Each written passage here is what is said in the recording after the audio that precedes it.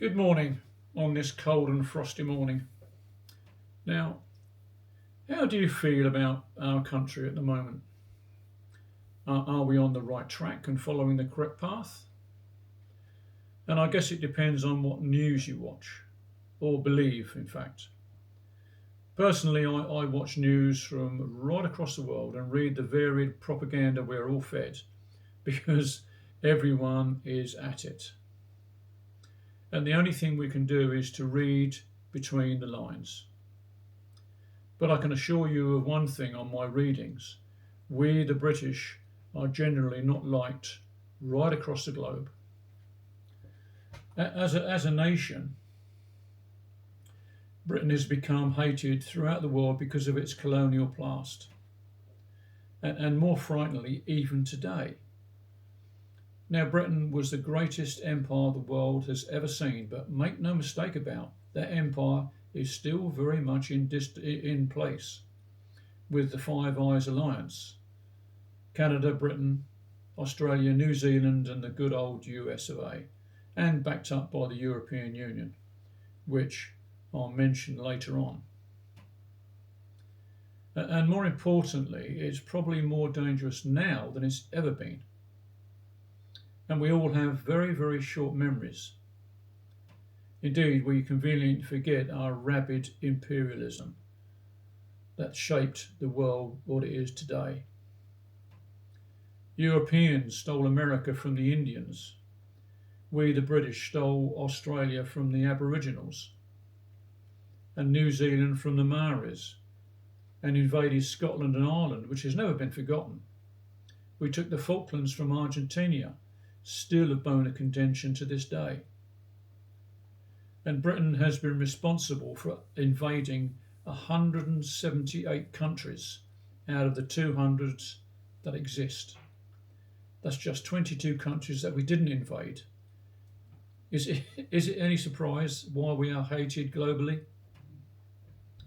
Now, we in Britain are not alone in our conquering status. Spain and Portugal took South America and made it theirs. The Dutch conquered South Africa and were ultimately responsible for apartheid. Sweden colonised Finland but then lost Finland to Russia as a result of the Finnish War. But as far as I'm aware, Finland has never had overseas colonies. But having said that, they allowed themselves to be imperialised by Brussels and therefore allied to America and NATO, having been brought there by the globalist masters, and I'm pretty sure it is not swallowed easily by many Finns, who have seen much better times in the past and a much more prosperous country using the marker and being independent from anyone. This is just my opinion based on comments on social media I read on a daily basis from Finland.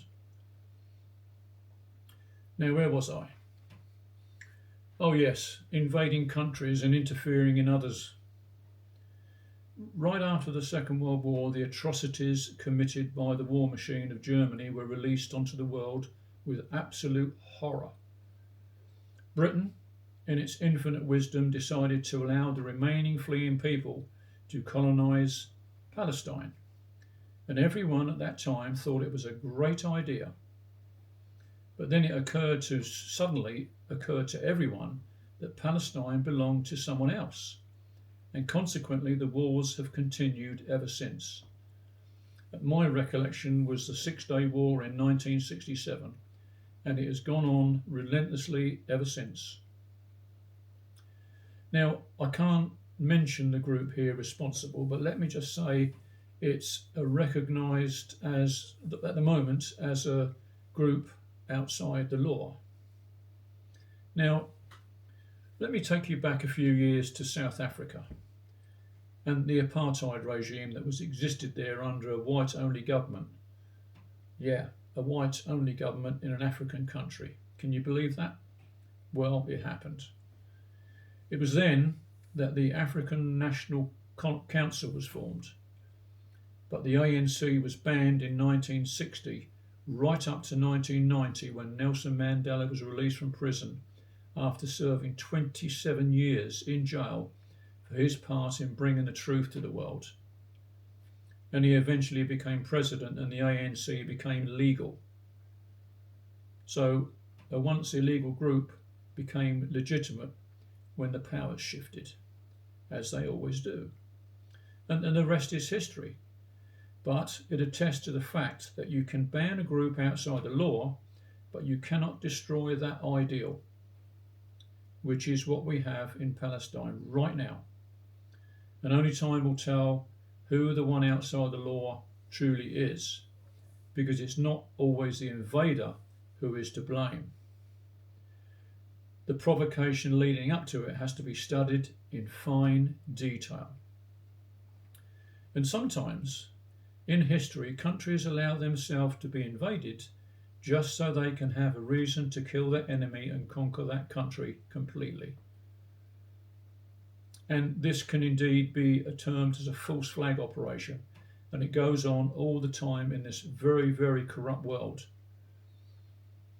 And at this moment in time, there are hundreds of judges sitting at the United Nations discussing possible genocide. Possible? Have you seen the television lately? What amazes me is the need for these judges in the first place, when the media coverage is blatantly obvious to absolutely everyone. Can these judges determine right from wrong by ignoring the media? Or is it they just have to justify their salaries? The demonstrations across the world cannot be ignored, but they are certainly being discouraged by many by arresting dissenters who dare to have an opinion that goes against the common narrative. Yesterday, a young Jewish woman was arrested in London for a hate crime. What was she doing? Holding a placard that said, "The war in Gaza is wrong." Can you believe that? Arrested for that? What happened to our right to demonstrate? I can tell you what happened to our right to demonstrate. While we were otherwise distracted by smoke and mirrors, laws were brought in and implemented. Yesterday we were free and today we are not, and our rights have all gone without any discussion that we can recall. It was just decided, but not by us, the electorate. The elites made the decision themselves by way of starting as they mean to go on. It's as if someone has reached down and unplugged our sovereign rights and emptied the bath of freedom. Strangely, this was not a coup conducted by tanks and guns. It was brought in by stealth, by the WEF Brigade, under cover of the division of people by fear of a bug wrapped up in a tissue of lies to divide and conquer us, but it has been quite successful. We all watched the TV while being indoctrinated by the so-called experts who confounded us with even bigger lies, and while we were under the influence of the hypnotists, we folded into quivering children hearing the first thunderstorm. Now a few people are waking up, but now a few people are waking up, but many are not, and will be just as gullible as before. God help us. I was once a very proud Brit, but now I've read considerable amount of history that is not written by us. I've changed my mind completely and despise what we stand for. We have jokingly been nicknamed Fantasy Island because our leaders are not the people they represent. They are puppets to a unipolarity world of America, which many of us are aware is in the process of rapid decline and the inevitable ending of a very, very cruel empire that has ruled the world for too long. We in Britain have a two-party system that is basically two berries on the same bush. We have an unelected Prime Minister, and before that we had two others who were equally unelected and unwelcome. What sort of democracy do we have? We don't. We have a banana republic run by the old school Thai brigade of private schools and their privileged upper class morons who are schooled in the art of keeping people in their places, to be ruled by the ruling class who have been there for far, far too long. Unfortunately, changing masters can also backfire, but I'm pretty sure someone can come up and step up to the plate who can be respected. Because at this moment in time, I respect very few leaders in this world, and the ones I do respect are the ones closest to their people. Going back to the European Union and its oligarchy, because that's exactly what it is. Long gone are the days of the old European community that shared trade and borders. Excuse me. It has become an administration nightmare that is also in rapid decline, mainly because of bully boy tactics by its globalist leaders, especially the likes of Ursula von der Crazy, who has a vested interest in trade that enriches her and her wealthy husband Heiko, who just happens to be a member of the German nobility. And his company receives EU funds, by the way. He is the director of a US based biotech company which specialises in gene and cell therapies and the development of RNA medical procedures. I'm trying not to be too specific here, but by all accounts, this scandal isn't going away anytime soon because it smacks of insider dealing. You would wrongly assume that her salary of €25,000 per month, plus her husband's lucrative business would be enough for both of them. But as with all oligarchs and thieves, greed begets greed, and nothing will quell their avarice. My country of England today is not the one I grew up in, and needs a heavy kick up the backside to bring it to its senses. Will it come? I ask myself.